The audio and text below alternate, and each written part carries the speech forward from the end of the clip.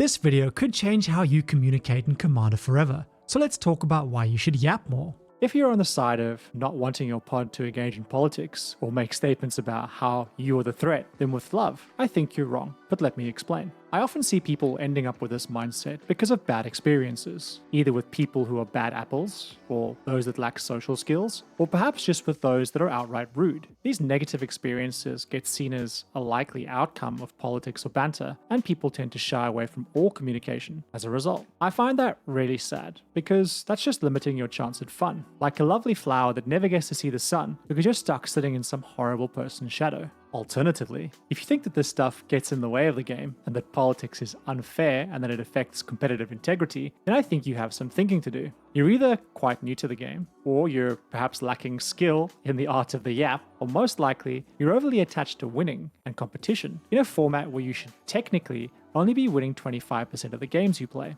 Freeing oneself of this attachment to the outcome of a game and just embracing the fun of the game itself will mean you get to enjoy the game much more, even if you draw no land, your deck bricks, or you get finessed by a silver-tongued savant.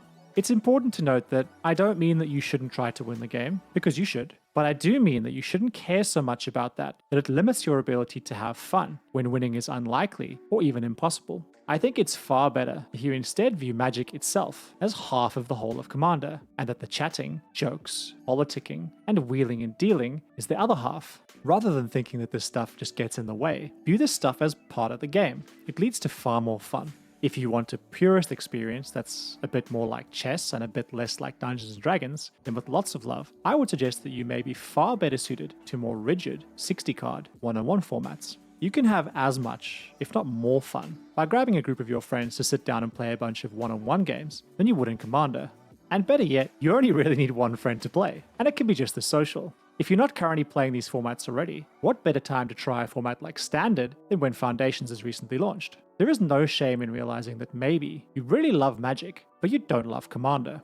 Back to Commander though, where I think that yapping is to Commander as spices are to food. You can make something edible with no salt, pepper, or spices, and you can play a Commander game with little to no yapping, but your meal and your Commander games will be far more tasty if you embrace the spice.